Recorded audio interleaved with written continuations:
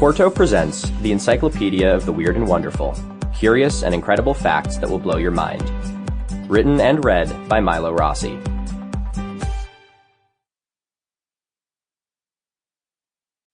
For my mother's gift of words and my father's sense of purpose. Introduction. We are all familiar with the phrase, history repeats itself, and while this is most frequently preceded by a sigh and a particularly dour outlook on the current political state, this saying is one that I believe has a much more profound meaning. We tend to view our history as linear, a long string of technological innovations and historical events that brought us to the world we share today. While I would agree that historical events and advancements are, for the most part, a linear progression, the story of humanity itself is completely different. Our story is not a linear event, but a wheel, an ever-turning cycle as the most incredible species to walk the face of the planet continues to reinvent the world around us despite our most primal needs and frivolous desires remaining unchanged. You and I are the most recent entry in the book of humankind that has been written for far, far longer than many of us may think. Our species, Homo sapiens, have existed functionally as we do today for the last 200,000 years. For the entire duration of this time, our world has been home to people who were exactly like you and me. People who walked upright and carried their children on their backs when the youngsters' little legs were too tired to press on. People who turned their faces towards the sky to laugh as they felt the first heavy drops of rain after a summer of drought and splashed in the puddles when the deluge subsided. People who felt the flames of love, the elation of laughter, and the sting of loss. If you were to think of any point in history, your mind would likely jump to great events or the places where they occurred. Perhaps the Hittites would come to mind, who, sword in hand, ushered forth the beginning of the Iron Age. Perhaps your imagination would take you to the stabbing of Julius Caesar on the Senate floor, or to a blood-stained field where the crack of rifle fire and the courageous commands of Major General Meade echo as he led his troops to a decisive victory at the Battle of Gettysburg.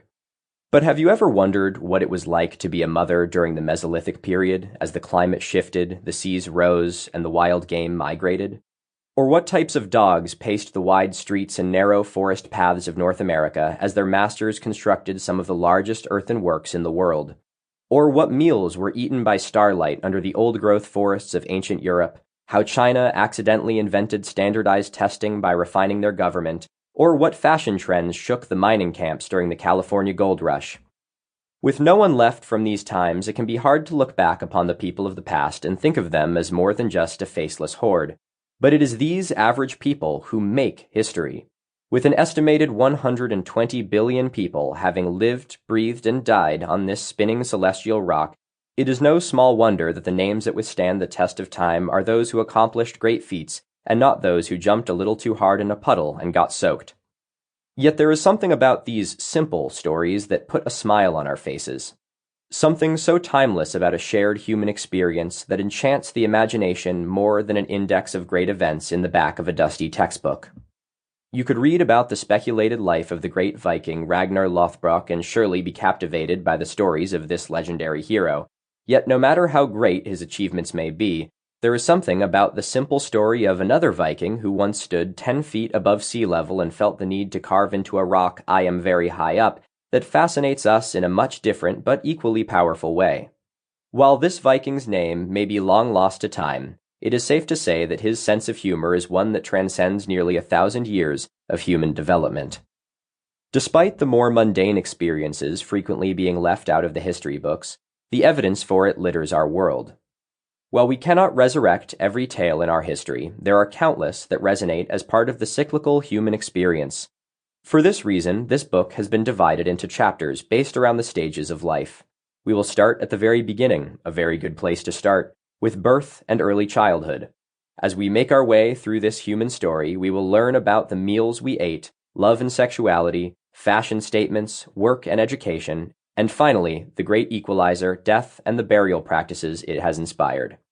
As we walk the cyclical human story, we will be covering all time periods, from prehistory, my specialty, to the turn of the last century, as well as geographic regions. All to emphasize, no matter where or when we are from, we are all part of one ever-turning wheel of life. From our crowning achievements to our simple pleasures and everything in between, I sincerely hope that the stories within these pages will allow you to feel more in touch with those who walked this earth before us, and perhaps even yourself. Without further ado, my friends, welcome to the Encyclopedia of the Weird and Wonderful. Chapter 1. The Early Years. Everyone's childhood is different, but the threads of curiosity and development are the same for all. From searching the crumbling wood of a rotten log for pill bugs to delightfully smearing ketchup on the walls because you can, children have always been curious about the world and learning how it works through trial and error. So, as you reminisce about that favorite childhood story, remember that you are the most recent chapter in a ceaseless human tradition of childhood wonder and discovery. The White Sands Prince. A small, rounded stone sat half-buried in a powdery bed of white gypsum dust. While most would have strolled past this tiny lithic without a second glance, the boys who ambled up the shoreline had an eye for anything that could be thrown, swung, or otherwise set into abrupt motion. Sure enough, the youngest of the two ran ahead, whooping with excitement to retrieve this tiny piece of entertainment potential from the mucky lakeshore. He turned to face the expanse of water in front of him and, carefully cradling the rock between his index finger and thumb, twisted his torso slowly back before unleashing the entirety of his 6-year-old manpower. The rock whizzed out of his hand and glanced off the mirrored surface of the water. It bounced again and again, then again once more before it caught an edge and disappeared with a splash. The boy watched the water with his dark eyes as the ripples spread before he let out a disgruntled huff and trotted up the dune towards his chaperone. The youngster scrambled on all fours past the tufts of yucca and the cheerful yellow blossoms of green thread stalks.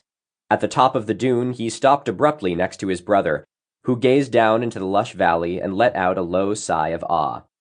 Below, a group of enormous beasts shambled their way to the swollen lakeshore through the ripples of a shifting sea of grass.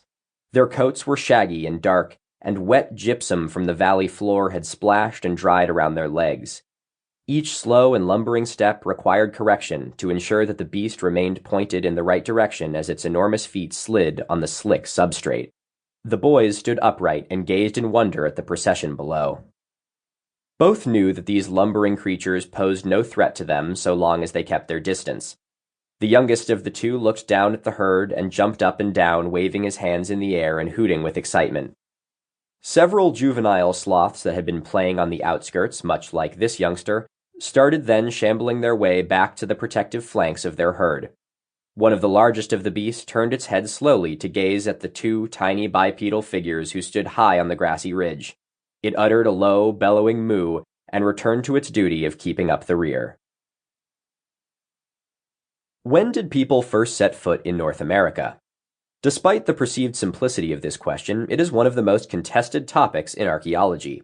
When pressed, many might suggest that this peopling, as it is referred to, occurred about 15,000 years before present, or YBP.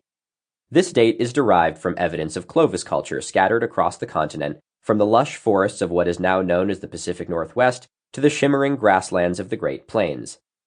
But on September 23rd of 2021, a paper entitled Evidence of Humans in North America During the Last Glacial Maximum was published discussing this pivotal discovery. Several sets of human footprints were discovered pressed into the ancient substrate in the vast plain of the Tularosa Basin in what is now the White Sands National Park in New Mexico, USA. These prints were perceived to have been of immense antiquity due to the layer in which they were found. To obtain the information needed to accurately date the prints, archaeologists and scientists had to rely on a proxy. In this case, that proxy came in the form of a handful of grass seeds from the species Rupia serosa, more commonly known as spiral ditch grass. Since these seeds could be found pressed into the footprints on the white sands, it could be inferred through the law of superposition that they were likely deposited around the same time. This means that by dating the seeds, one could also learn the date of the footprints. The seeds were dated at around 23,000 years before present, nearly 10,000 years before Clovis culture would leave its mark on the face of the glacier-dominated continent. Needless to say, this discovery rocked the world of archaeology, proving that humans had a presence in North America nearly 10,000 years before the previous oldest evidence suggests. The ancient bank of Lake Otero. Sample complete. Ready to continue?